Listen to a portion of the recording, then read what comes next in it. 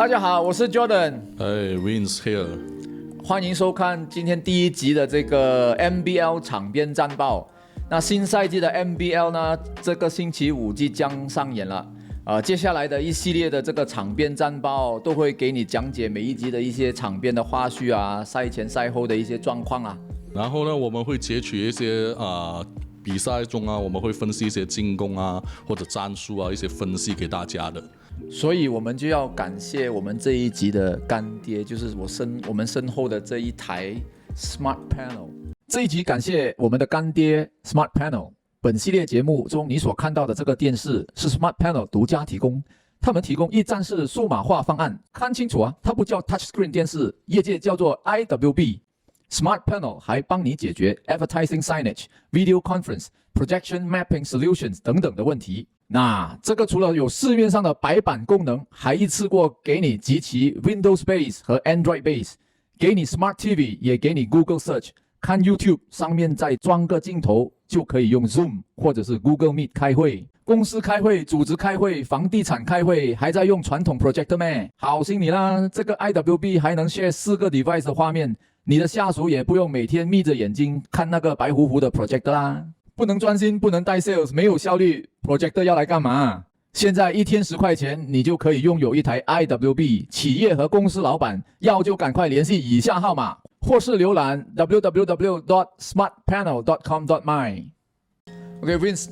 其实今年的这个 NBL 我们也知道已经进入了第2个赛季嘛，没有错。那今年跟去年一样，也是有6支球队参加，分别是上届的卫冕冠军圣米兰金群力金鹿，还有上届的亚军这个柔佛南虎，然后还有槟城圣阳少年 Penang Sunrise Youngsters， 还有这个 KL Asil，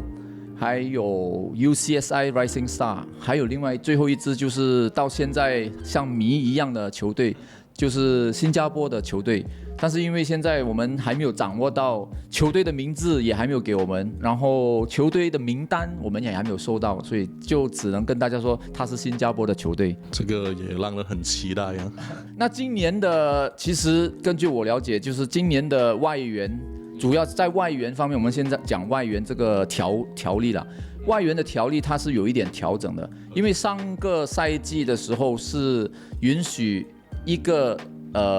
世界洋将，然后2个东南亚洋将，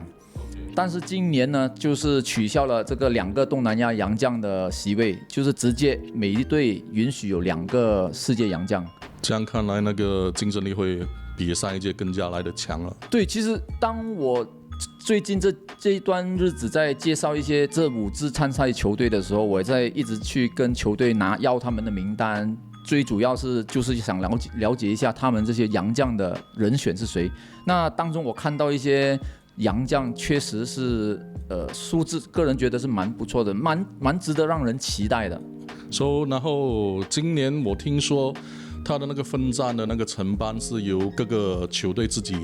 承办下来的，对吗？对，这其实也是这一次的 NBL 一个新的，我们可以讲突破嘛，就是我们之前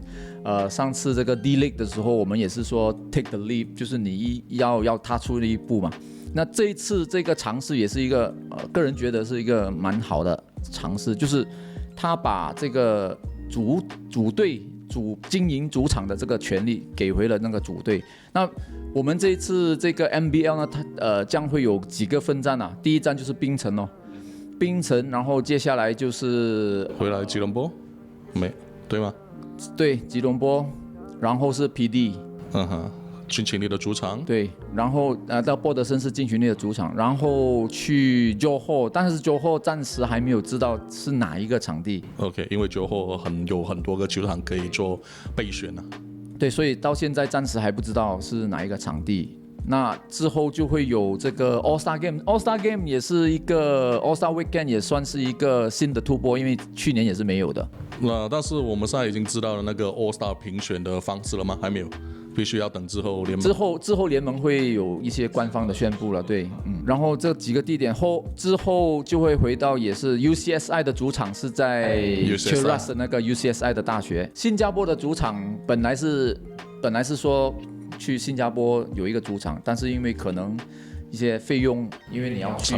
成本的问题就搬回来马巴这边主办了，所以最后一站常规赛是回到马巴这边。其实到最后都已经回到马巴了，因为常规赛那个在马巴之后呢，就是季后赛，季后赛也是在马巴球馆。所以这里必须要呼吁各个球迷了，就如果你想要给本地的球队了更多的支持的话呢，就踊跃的买票进场。至于购票的那个信息的话，就请继续守住联盟的官网 IG 啊 Facebook 啊，你就会得到更多的讯息了。其实除了关注官方的这个 social media 之外呢，其实球迷更应该去关注各支球队的 social media， 因为主场是由他们去承办，所以所有的这些购票的资讯啊，都会是从那个就是如果你要买票的 link 啊那些什么，应该都是从那个球队那边主页那边会分享出来的。那其实最近第一站是槟城嘛，刚才我们提到，所以Penang Sunrise 那边其实他就这几天他们就已经发出了那个购票的那个讯息，还有购票的那个连接也已经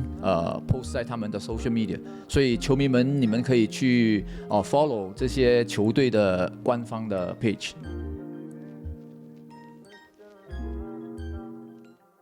这样，目前你想要首先分享哪一队的讯息给我们知道呢？那肯定是卫冕冠军金群力咯。OK， 金群力现在其实他们一直以来，因为在国内拿太多冠军了嘛，冠军不嫌多啦，所以无可避免的，他们就会成为这个众矢之的了。没错。但是问题就是说，你有没有这个能力去把他们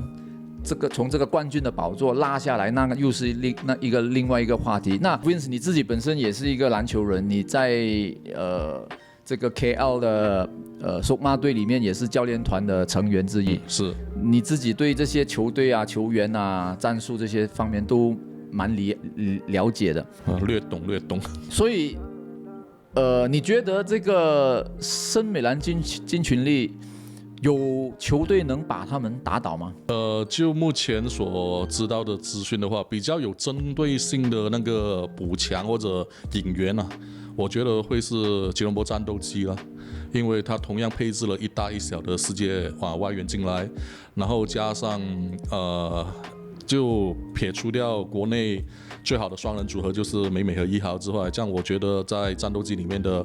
黄宏安和这个刁振杰本身都应该得分能力，其实和他们是可以有一个对抗的能力的。OK， 那因为刚才我们说卫冕冠军金群力他们也实力超群嘛，在国内。没错。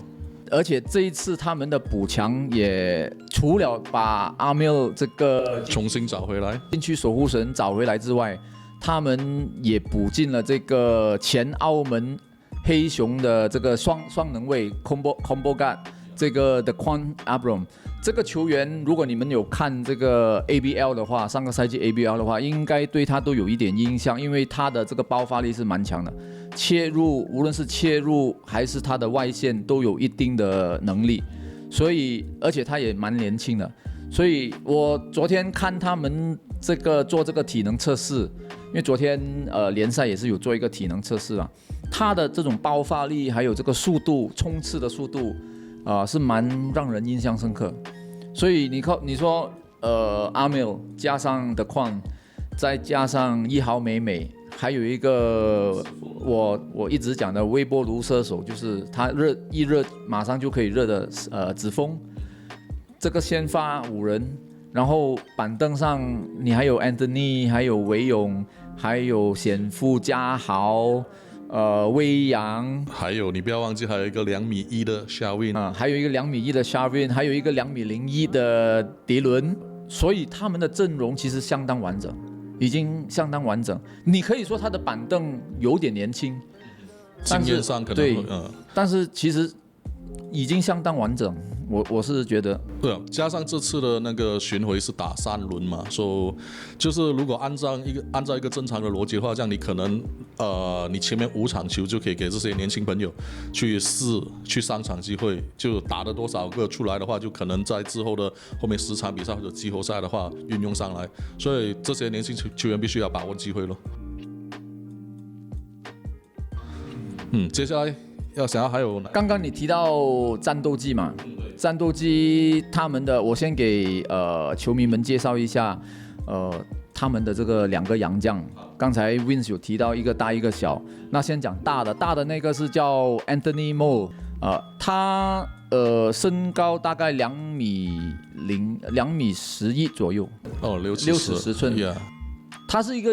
看他的球王片啊。因为我也没有真正看过他，不过看他网上的一些球王片，他是一个运动能力相当出色的一个大个子球员。还有另外一位小外援是 Anton Gill， 这个球员就有一点来头的，他今年是29岁，不过他高中的时候曾经是5星高中生。就是美国有这些评选，他们会全国选一些，就是评选一些潜力很高的这些高中生球员嘛。当年 Gill 就是一个曾经去过4星5星，曾经去过5星，因为他们的这些评分都会随时间会有一点改变，但是他曾经是去过5星高中生的，所以也说明他有一定的实力。然后在他的这个球王片里面，也是一个蛮有爆发力的球员了。这样这个很期待他会在球场上面呈现很多很精彩、很高难度的进球给我们看的。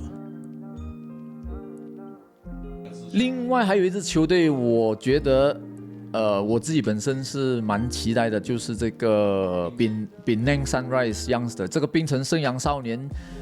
这一次他们的洋将补进有Jordan Tolbert 是蛮有来头的，就是他在台湾就用他的全能的身手，赢得不少球迷的欢心啊。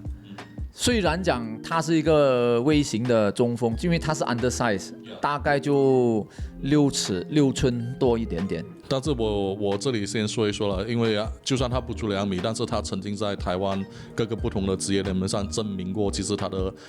内线的防守和篮板的水平都在那里的，所以我不觉得这个有太大的问题了，就算是 undersize。对，因为他的主要是他的弹跳很出色。昨天做测试的时候，他原地跳是跳最高的，是36.5寸，所以他的这个原地爆发力那种弹跳力是蛮出色，再加上他的态度很积极嘛，他就是每一个球他都会去拼抢，这个也是教练就是球团签下他的其中一个原因啊，因为他的态度好，团队意识好。关于槟城去年如果大家还有印象的话呢，他们曾经在一场就是晋级季后赛的关键比赛中呢，就他们要赢到我忘记了是多少分了，8分还是多少分才能晋级嘛？然后他最后他们的控球杰森利在剩下5秒的时间，就从后场抄了球，一条龙冲上去，把比赛硬拉进了加时，保存了那个季后赛的那份毅力。我觉得今年这队球队如果能把去年的那个遗憾呢化成动力呢，是很有看头的了。这个圣阳少年的另外一个洋将是 Cameron Satterwhite。OK， 他的资历就相对来说是比较浅啊，他今年只有26岁，6尺4寸的后卫他最近一次是在这个荷兰的联赛那边出赛。这个是网上能找得到的资料啦，就是他离开荷兰之后有没有在国内一些小联赛或者对，这个是网上找不到。对，他应该是生阳的秘密武器了。有可能。但是看他的这些球王片，也是一个砍将可以砍分的这个球员来的。那槟城的本土有什么球员你觉得是需要被大家所注意或者？槟城的本土球员今年槟城这个在元首杯个人奖项有点唱丰收啊。没错，因为 MVP 又是他们的吴彦清，3分王又是他们的胡俊贤，然后灌篮王又是他们的这个邓伟洲，基本上所有的那个人奖项就是他们拿了一半走了。而且像军衔啊，他们几个吴彦清上个赛季印象中应该是没有打，没有。对，虽然说球队是经验尚浅，因为去年的那一个赛季是他们球队创立接近100年，就是这个槟城少年体育会创立接近100年以来第一次参加全国大型的这个联赛，所以虽然说经验方面欠缺一点，但是他们的拼劲是十足了。对，除了槟城的本土球员之外，他们还补了 MBC 和有那个什么就是金群力的球员，郭天元、张国豪。还有麦洛成，对他们的经验上补出，这个很对，很关键，然后帮助很大。MBC 也补进了这个陈业雄、彭永康，还有这个邱光阳。邱光阳是在刚刚的D League 那边是拿到这个 Final MVP 的，所以对他们的球队的实力来说是很好的补强。再加上这2个洋将，如果能擦出火花的话，产生化学反应的话。我觉得他们可以是一匹黑马。柔佛南虎他们是去年的亚军嘛，去年他们是常规赛的第1名，是9胜1负，就只输过1场比赛。但是因为去到季后赛遇到一个加了外援的，就是去到总决赛的时候遇到一个加了外援的金群力，结果就被横扫。如果有关注这个 ABL 或者说东南亚篮球的球迷来说，应该都很熟悉 Moses Morgan 这个球员了，因为Morgan 他是美泰混血儿，然后他也是泰国国家队的核心球员。其实他是第2年打这个 NBL， 因为去年他是代表新加坡的圣公文化，他比较迟入队，因为当时他的如果没有记错是他的妻子。他要当爸爸了，所以他是比较迟，加入球队，但他只打了9场比赛，但是他是场均差不多接近30分啊，而且3分命中率也接近40%。如果他能够直接把这些数据过渡到柔佛南虎的话，这样我觉得，南虎的球迷应该很快把 Glass 忘记了。他们的大洋将呢，就是这个 Aris Chidem。他是上个赛季就是2022-23赛季的波兰乙组联赛的这个 MVP 常规赛 MVP， 对，然后今年就刚刚上个月他有去被在这个 NBA G League 有被这个 Santa Cruz Warriors 选中了，就今年11月初的时候就被球队释出了。所以现在他也是来到东南亚这边找机会。教练告诉我，就是他打完这个比赛，他也是想回去美国，或者是其他地方去挑战一下。他还是有他的 NBA 的梦想啊。这样看来，他们已经把去年面对阿缪的那个噩梦，找了一个 MVP 的级别的球员了。是也未必是这样啦，因为刚才我们在私底下我们也是讨论，也是有提到，因为你也是说，因为从数据来看，他不是一个纯内线的。其实从他的这些球王篇来看，他也不是说一个单整天就是习惯在内线拿球的那种球员。他其实也可以投3分，能不能在对位的时候把阿缪拉出来？主要我觉得柔佛的进攻上，就是在最近这1年的比赛看来，他们的进攻系统上其实是算是很稳定了，不论在元首杯或者在各个不同级别的联赛上呈现，就是大概都是同一批球员，所以他们的进攻系统我反而不大担心。就是从去年的决赛的情况来看看，阿缪在他们的禁区肆虐的情况，这个必须真的要找到一个解放了。对，我们也是只能说拭目以待。不过他们本土的这些球员其实都蛮值得期待啦，像自卫啊、伊栋啊、John Wong 凯杰啊、梁权也回来了还有东马的2位射手李永康还有这个曾尊凯，这些他们都是外线火力很强的球员。我也还是一样了，就会比较担忧，就是他们的本地的内线上有没有一些可用之兵，还是南湖的 GM 要考虑一下，找一下立伟来救援一下。找立伟哦，可以啊，你建议一下。可以啊，就找他来顶个10分钟左右啊，就像在台湾这样林志杰他们那也是打个10分钟、15分钟左右，就做一些 qualify 的 minute， 就quality 就是提供 provide 一些 quality 的 minute， 在球场上面就帮助下也顺便传输一下经验啊。其实我觉得这个是还可以了，立伟还有油了，只是他要不要打就看你们自己去跟他商谈。我们还有剩下最后一支本地的球队了吗？对吗？对，最后我们可以分享一下这个 UCSI Rising Star。听讲他们的一个外援是以前来过马来西亚破坏篮筐的。我叫他的名字是篮筐终结者，因为他在当时是 MPL， 那时候是 Malaysia Pro League， 2019年的时候，4年前了，他就是在连续2个星期惯坏同一侧的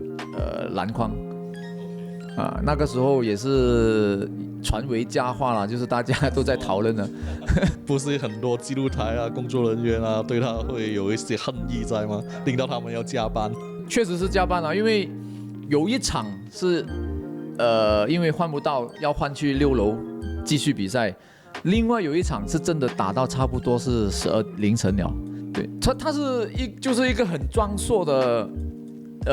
球员啦，他不是说特别高，也是6尺9左右。我说了他的名字吗 ？Steven Taylor。对，这个 Stephen Toiloy。Toiloy，OK，sorry。韩江的篮筐测试。要做的功夫要足一点了。对，要顶得住。那他另外一个小外援是在 UCSI 念书。其实他是他是今年4月份的时候MBC 麒麟把他找过来，代表他们打这个 Asia Basket 的。打完这个 Asia Basket 之后，就被 Rising Star 签去做他们的外援。他的名字叫 Taiji Bosangko。因为其实他也是跟马来西亚有一点缘分我在我自己的网站那边也是写过，就是他的父亲是一个职业足球员来自民主刚果啦，这个 Congo of Democratic 我上过这个球员，他是在泰国长大，但是他4岁的时候，大概2006年的时候，他跟父亲来过马来西亚，代表 Perak 队。但是也是短暂一段时间，我有问过他，你记得在马来西亚居住的一些回忆吗？对吧？他讲他不记得了，因为太小了那时候。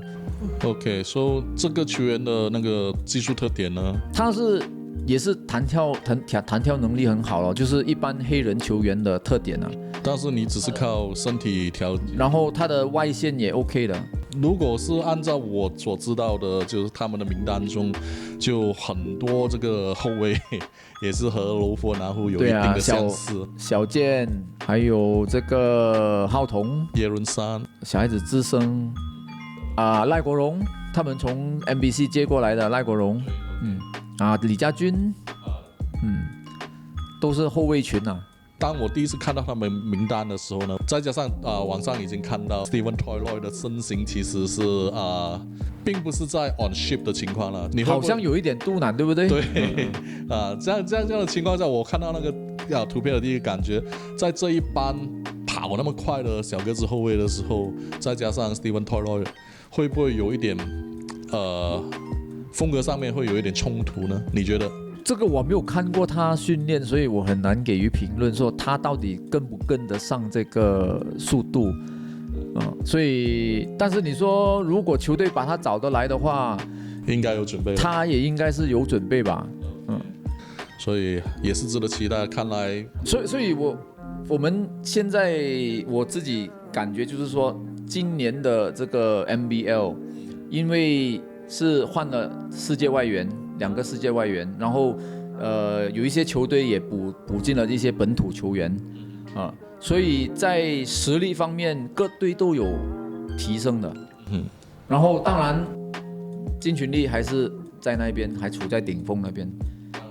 所以但是其他的5支球队还有我们还不知道新加坡到底是什么阵容的，谜这样的谜一样的球队，所以他们有听说过他们可能会派这个国家队的阵容过来。但是因为联盟有规定，他们一定要有球队要有2个外援的，因为你要保持那个观赏性。你如果用全本土来打，你是被屠杀的。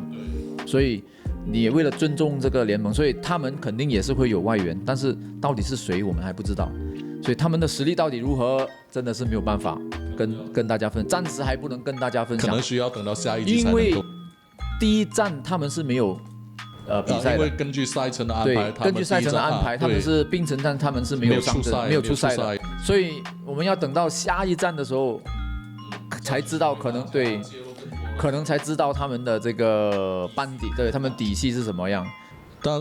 这里也要补充了，就是你有15场的那个season 嘛，就是球季里面15场，可能你前面5场在磨合，然后中间5场就找应对的方法，然后在最后5场就来一个最后的整合，这样可能在这15场里面，或许有某些球队可以找到对付 NS 的方法出来，也说不定的。这个也是我们要赞扬一下，就是有一点进步，就是相比以往的只有1个月的比赛，现在已经拉长到2个月了。对，联盟已经给出了诚意，然后球迷你们也应该，如果你们想要看到有第4轮、第5轮要去联系的话，就必须用实际的行动去告诉联盟，大马篮球有市场是值得支持的。所以在这里还再一次呼吁大家继续支持本地篮球了。OK，so Jordan， 我也知道昨天在联盟中有举办了一个 welcome 的一个 event， 对吗？对，昨天是做了这个他们称之为这个 welcome weekend。welcome weekend 其实有2部分早上一部分，下午一部分。那早上的部分主要是这个 integrity workshop， 也就是廉政计划、廉政工作坊。那为什么要做这个廉政工作坊？因为之前我在自己的写的报道的时候，写一个专题报道的时候，也有联盟的总裁庄荣兴先生，他也对律师，他也是有提到过，因为当时是 D-League 传出这个假球的疑云嘛，对，所以联盟其实也很重视。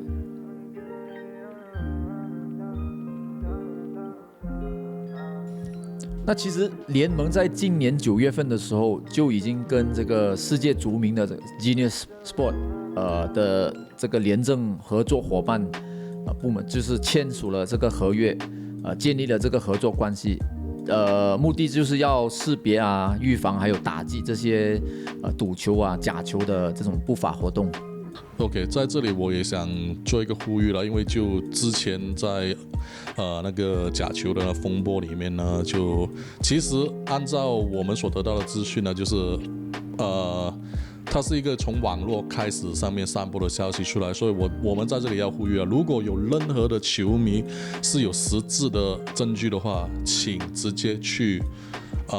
报警，或者是把资料给联盟做查证，而不要在网上散播一些没有任何就是不实的指控了，这样对整个马来西亚的篮球环境其实也是不好的。那我们这一集我们要聊的话题也应该是大概差不多也是这边了。差不多。那如果大家想知道更多，或者说想看到这些精彩的比赛，那肯定当然是你要守住这个官方的频道。你要去到现场去看比赛，就算如果你真的是没有办法去到现场看比赛，也希望大家可以在网上看直播支持。希望大家看到节目的话，尽量like comment share 出去了你们有任何想看的内容，也可以在留言中留下来，让我们知道。然后还有或者你们有想看到哪一位前国手或者教练想要上来我们邀请受访的话，也可以告诉我们。